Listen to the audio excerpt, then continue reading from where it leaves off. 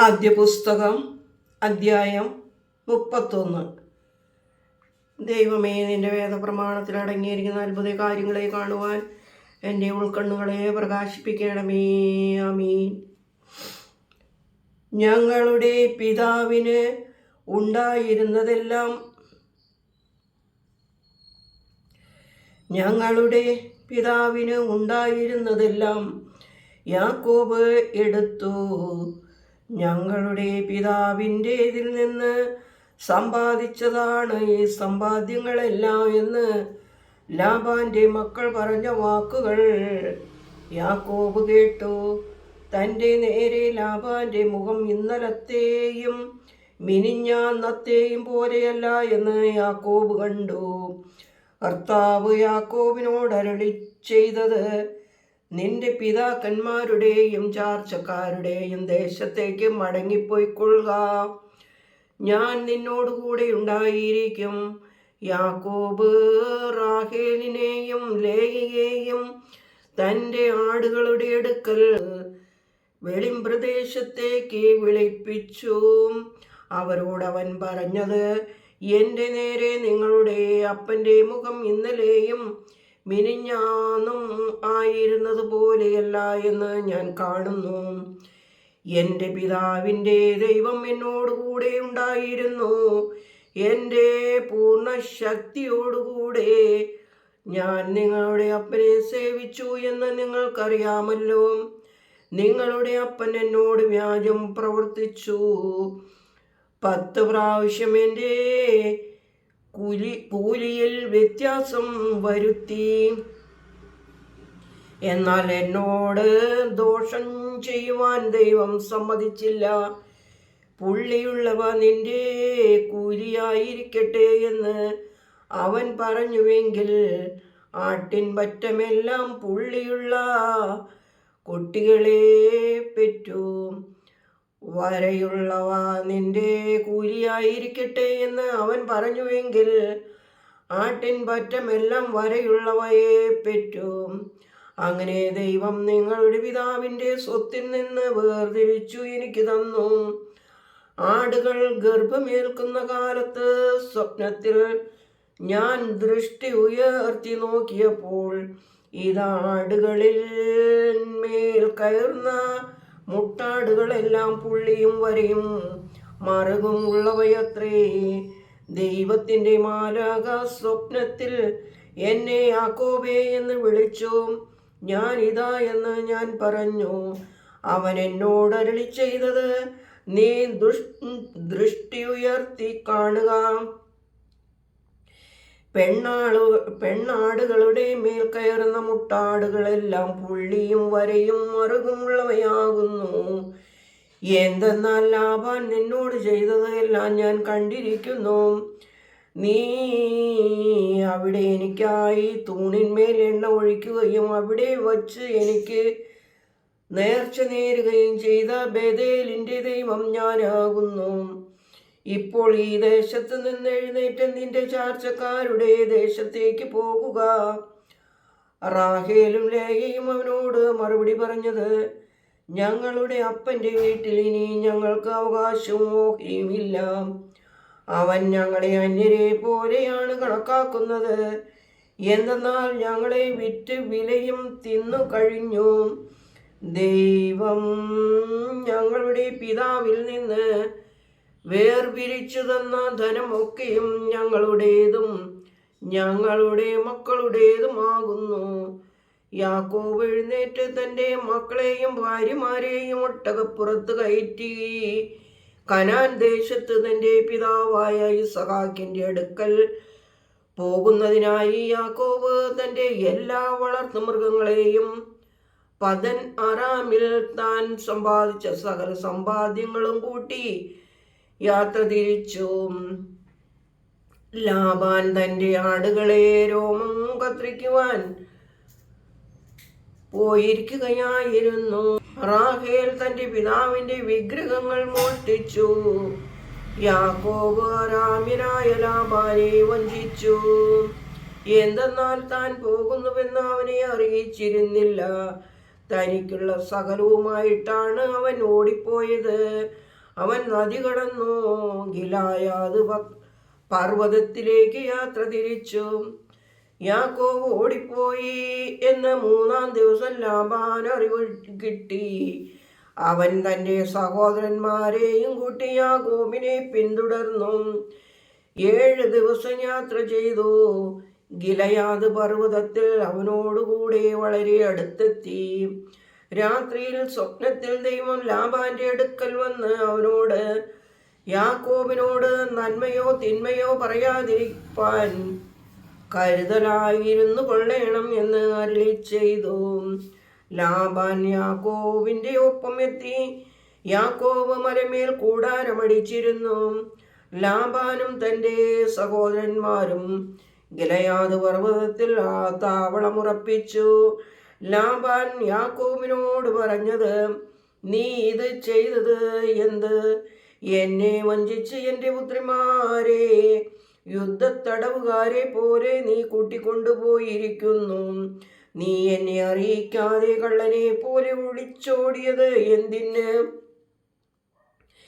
ഞാൻ സന്തോഷപൂർവം സംഗീതത്തോടും കിന്നരത്തോടും തമ്പുരുവോടും കൂടി നിന്നെ യാത്രയാക്കുമായിരുന്നല്ലോ. എൻ്റെ പുത്രന്മാരെയും പുത്രിമാരെയും ചുംബിക്കുവാൻ നീ അനുവദിച്ചില്ല. ഭോഷത്വമാകുന്നു നീ പ്രവർത്തിച്ചത്. എൻ്റെ കൈകളാൽ നിങ്ങൾക്ക് ദോഷം ചെയ്യുവാനാണ് ഞാൻ വന്നത്. യാക്കോബിനോട് നന്മയോ തിന്മയോ പറയാതിരിപ്പാൻ കരുതലായിരുന്നു കൊള്ളേണം എന്ന് നിങ്ങളുടെ പിതാക്കന്മാരുടെ ദൈവം സന്ധിക്ക് എന്നോട് അരുളി ചെയ്തു. ഇപ്പോൾ നിന്റെ പിതാവിൻ്റെ ഭവനത്തോടുള്ള അതിവാഞ്ചയാൽ നീ ഓടിപ്പോയി എൻ്റെ ദേവന്മാരെ നീ മോഷ്ടിച്ചത് എന്തിന്? യാക്കോബ് പ്രതിവചിച്ചു, നിന്റെ പുത്രിമാരെ എൻ്റെ പക്കൽ നിന്ന് നീ പിടിച്ചു കൊണ്ടുപോകുമെന്ന് ഞാൻ ഭയപ്പെട്ടു. എന്നാൽ നിന്റെ ദേവന്മാരെ ആരുടെ പക്കൽ കണ്ടെത്തുന്നുവോ അവൻ ജീവിച്ചിരിക്കരുത്. നിന്റെ വക എന്തെങ്കിലും എൻ്റെ പക്കലുണ്ടെങ്കിൽ നമ്മുടെ സഹോദരന്മാരുടെ മുമ്പിൽ വെച്ച് ചൂണ്ടിക്കാണിച്ച് നീ എടുത്തുകൊള്ളുക. റാഹേൽ അവ മോഷ്ടിച്ചിരുന്നുവെന്ന് യാക്കോബ് അറിഞ്ഞിരുന്നില്ല. ലാബാൻ യാക്കോബിന്റെ കൂടാരത്തിലും ലേയയുടെ കൂടാരത്തിലും 2 ദാസിമാരുടെ കൂടാരത്തിലും കടന്നുവെങ്കിലും അവ കണ്ടുകിട്ടിയില്ല. അവൻ ലേയയുടെ കൂടാരത്തിൽ നിന്നിറങ്ങി റാഹേലിന്റെ കൂടാരത്തിൽ കടന്നു. റാഹേൽ വിഗ്രഹങ്ങൾ എടുത്ത് ഒട്ടകത്തിന്റെ ജിനിയുടെ അകത്ത് ഇട്ടിട്ട് അതിന്മേൽ ഇരുന്നു. ലാബാൻ കൂടാരത്തിൽ മുഴുവനും പരിശോധിച്ചിട്ടും അവ കണ്ടെത്തിയില്ല.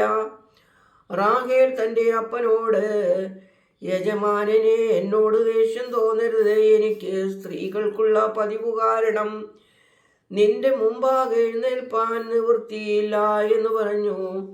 അവൻ അന്വേഷിച്ചിട്ട് വിഗ്രഹങ്ങൾ കണ്ടു കിട്ടിയില്ല. യാക്കോബ് കോപിച്ച് ലാബാനുമായി വാദിച്ചു. യാക്കോബ് ലാബാനോട് ചോദിച്ചു, എൻ്റെ തെറ്റെന്ത്? നീ എൻ്റെ പിന്നാലെ പാഞ്ഞു വരുവാൻ തക്കവണ്ണം ഞാൻ എന്ത് കുറ്റം ചെയ്തു? എൻ്റെ സാമാനങ്ങൾ മുഴുവൻ നീ തെരഞ്ഞുവല്ലോ. എൻ്റെ സാമാനങ്ങളുടെ ഇടയിൽ നിന്ന് നിന്റെ വീട്ടിലേത് വല്ലതും കിട്ടിയോ? കിട്ടിയെങ്കിൽ ഇവിടെ എൻ്റെ സഹോദരന്മാരുടെയും നിന്റെ സഹോദരന്മാരുടെയും മുമ്പാകെ വയ്ക്കുക. നമുക്ക് 2 പേർക്കും മധ്യേ അവർ തീരുമാനമെടുക്കട്ടെ. ഇതാ 20 വർഷമായി ഞാൻ നിന്നോട് കൂടെയുണ്ട്. നിന്റെ ചെമ്മരിയാടുകൾക്കോ കോലാടുകൾക്കോ ഗർഭം അലസിയിട്ടില്ല. നിന്റെ മുട്ടാടുകളെ ഞാൻ തിന്നിട്ടില്ല. പറിച്ചു കീറിപ്പോയതിനെ നിന്റെ അടുക്കൽ കൊണ്ടുവന്നിട്ടില്ല. ഞാൻ അതിന് ഉത്തരവാദിയായിരുന്നു. പകൽ കളവ് പോയതിനെയും രാത്രി കളവ് പോയതിനെയും നീ എൻ്റെ കയ്യിൽ നിന്ന് ആവശ്യപ്പെട്ടു. പകലും വെയിലും രാത്രിയിൽ മഞ്ഞും എന്നെ തിന്നുകളഞ്ഞു. ഉറക്കം എൻ്റെ കണ്ണുകളെ വിട്ടുപോയി. ഈ 20 വർഷം നിന്റെ വീട്ടിൽ ഇതായിരുന്നു എനിക്ക് അനുഭവം. നിന്റെ 2 പുത്രന്മാർക്ക് വേണ്ടി ഞാൻ 14 വർഷം നിന്നെ സേവിച്ചു. നിന്റെ 2 പുത്രിമാർക്ക് വേണ്ടി ഞാൻ 14 വർഷം നിന്നെ സേവിച്ചു. 6 വർഷം നിന്റെ ആടുകൾക്ക് വേണ്ടി ഞാൻ നിന്നെ സേവിച്ചു. 10 പ്രാവശ്യം നീ എൻ്റെ കൂലി വ്യത്യാസപ്പെടുത്തി. എൻ്റെ പിതാവിൻ്റെ ദൈവം അബ്രഹാമിൻ്റെ ദൈവവും ഇസഹാക്കിൻ്റെ ദൈവവുമായവൻ എനിക്ക് വേണ്ടി നിന്നില്ലായിരുന്നെങ്കിൽ ഇപ്പോൾ നീ എന്നെ വെറും കൈയോടെ അയച്ചു കളയുമായിരുന്നു. എൻ്റെ ക്ലേശവും കൈകളുടെ അധ്വാനവും ദൈവം കണ്ട് ഇന്നലെ സന്ധ്യയ്ക്ക് നിന്നെ ശാസിച്ചു. ലാബാൻ യാക്കോബിനോട് ഉത്തരം പറഞ്ഞത്, പുത്രിമാർ എൻ്റെ പുത്രിമാർ, മക്കൾ എൻ്റെ മക്കൾ, ആട്ടിൻകൂട്ടങ്ങൾ നിന്റെ ആട്ടിൻകൂട്ടങ്ങൾ. നീ കാണുന്നതെല്ലാം എൻ്റേതാണ്. എന്നാൽ എൻ്റെ ഈ പുത്രിമാരോടും അവർ പെറ്റ മക്കളോടും ഞാൻ ഇന്ന് എന്ത് ചെയ്യാനാണ്? ഇപ്പോൾ വരിക, നമുക്ക് തമ്മിൽ ഒരു ഉടമ്പടി ചെയ്യാം. നിനക്കും എനിക്കും ഇടയിൽ ഒരു സാക്ഷ്യമുണ്ടാകട്ടെ. യാക്കോബ് ഒരു കല്ലെടുത്ത് തൂണായി നിർത്തി, കല്ല് കൂട്ടുവിൻ എന്ന് യാക്കോബ് തൻ്റെ സഹോദരന്മാരോട് പറഞ്ഞു. അവർ കല്ല് പെറുക്കി കൂമ്പാരമാക്കി ആ കൽക്കൂമ്പാരത്തിന്മേൽ ഇരുന്ന് അവർ ഭക്ഷണം കഴിച്ചു. ലാബാൻ അതിന് യിത്രോ സോഹദൂത്തോ എന്നും യാക്കോബ് അതിന് ഗലായേദ് എന്നും പേര് വിളിച്ചു. ഈ കൽക്കൂമ്പാരം എനിക്കും നിനക്കും മധ്യസാക്ഷിയായിരിക്കട്ടെ എന്ന് ലാബാൻ പറഞ്ഞു. അതിനാൽ അത് സാക്ഷ്യത്തിൻ്റെ കൂമ്പാരം എന്ന് വിളിക്കപ്പെടുന്നു.